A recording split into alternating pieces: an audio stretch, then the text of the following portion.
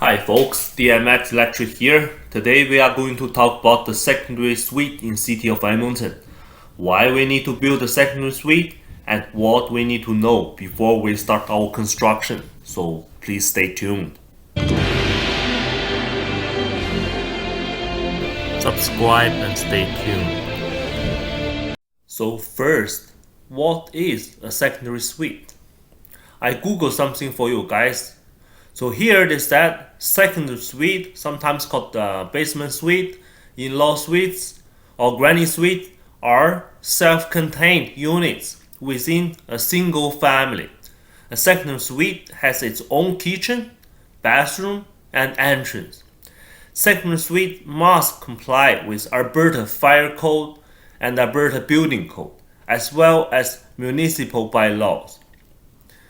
And here, on the City of Edmonton website, I got some more detailed information. So, why we need to build a second suite or say a legal basement? So that is our passive income as a homeowner. So we can rent out the basement legally and get some extra income. That is the main concern. On top of that, when you are ready to sell your property, it adds a big value on your existing property. And what if you don't have a legal basement? You rent it out and get caught, either by unhappy tenant or you don't get along well with your neighbors or anything. So first, City of Edmonton will give you a $1,000 fine for the first time. After that, $2,500 fine. And eventually, you will either have to decommission your suite or apply for a new permit. But at this time, they double your application fee.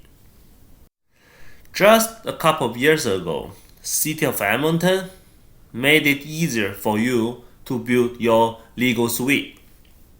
So you can build your legal suite on a much smaller lot, and not only in the single house. Now you can build your legal suite in a duplex or even a townhome. But there's a big but. Not only City of Edmonton make it much easier for you to build your legal suite, but also make it way much easier for the unhappy tenant, your unhappy neighbor, or simply anyone to report you if you don't have a legal suite. You can check this map. So every single legal suite is listed here. You have the address here, you have the permit tab, you have the permit issue date.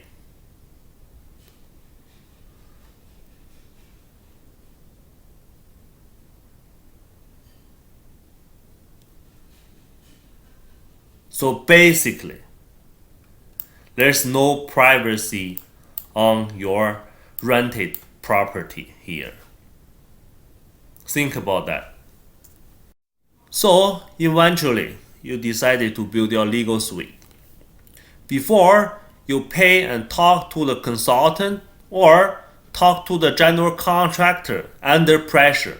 Maybe it's worthwhile to take a look at the information on the City of Edmonton website, see what their requirements are. So on the City of Edmonton website, they give you a very good secondary suite design guide here. It's not a complicated one either. This is not a very completed one, but it contains the most important information you need to know if you can build your secondary suite on your property.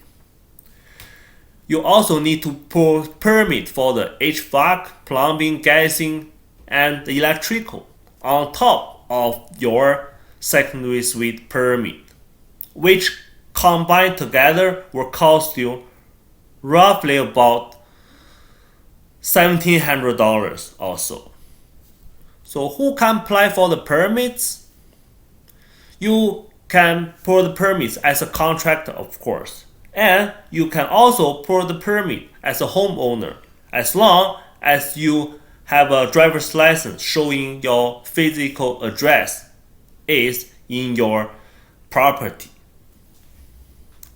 So let's take a look at this secondary suite design guide. You can download this guide from City of Edmonton website. This document is not that long. It's a 12-page PDF file and easy to read. Let's take a look. First, a firewall requirements in a row house. Believe me, unless your property, a row house or townhouse, is in a very good location, it's not worth to do your legal suite. And secondly, this is the exterior access and egress exit planning. So this is talking about the width of the gate of your fence or the pathway, so in case something happens, you can get out of your property without any problem. The interior access and egress exit for secondary suite, that is talking about the width of the hallways and the doors. Egress from sleeping rooms. This is talking about the size of your basement window and size of the window wells. Stairs, ramps, and landings, normally you don't need to worry about that. Guards and handrails, you don't need to worry about them either, because those two should be built according to the code, so you don't need to worry about anything. The electrical supply, first you need to make sure you have enough power to supply both the primary and the secondary suite, which means the upstairs tenants and downstairs tenants. So you need to do a load calculation. Secondly, I forgot one thing. So on top, based on the load calculation, you know either you need to upgrade your electrical panel or not. After that, you have to make sure the electrical panel is either located in the primary suite, say the upstairs, or in the location you can access from either from upstairs or the basement. So alarms for the smoke detection, carbon monoxide detection, that is about fire alarm interconnection. That's also part of electrical. Protection from the airborne noise, that is talking about the thickness of the insulation between the drywall and the sound bar in the basement ceiling, in those area under the floor joist. So you need to protect, have enough airborne noise protection, so the upstairs tenant won't interrupt the basement tenants. For the fire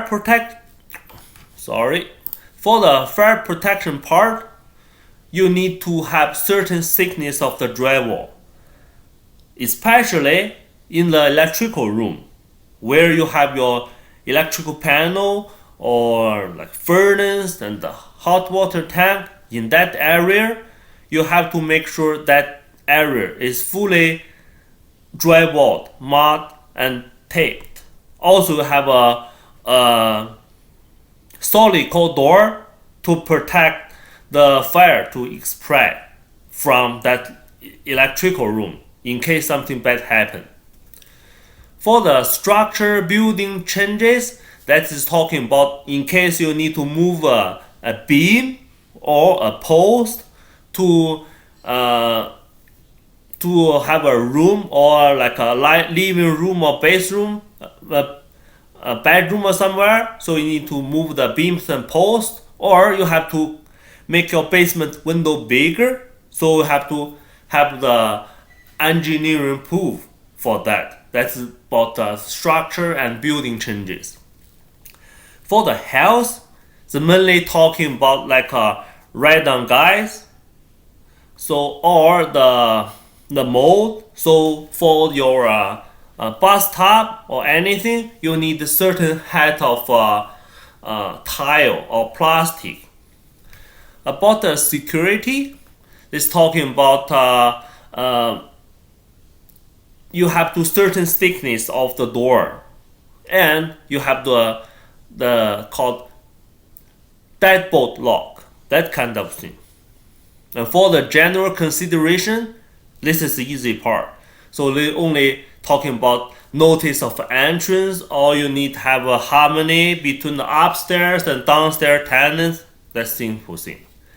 Energy efficiency. Energy efficiency is talking about like the furnace efficiency. Actually, everything you buy from Home Depot or any big box stores should automatically meet those requirements. Asbestos management. So actually, Canada stopped using asbestos in late 1970s, but there are still some like stockpiled material may be used all the way through 1980s and even till early of 1990s. So by code, by law, you have to make sure before you're doing any construction, you have to check with the professionals, make sure there's no asbestos. And fire safety plan is talking about maybe you need to have a fire extinguisher in the electrical room, and you have a piece of paper which is the similar thing you can see from a commercial or restaurant setup. So you have a little map showing where you're gonna get out of the building in case of fire. Last, the new home buyer warranty. Unfortunately, all the legal suite, they don't need to meet with the new home buyer warranty. So that is my part 1 of building a legal suite, or say second suite in City of Edmonton. Thank you.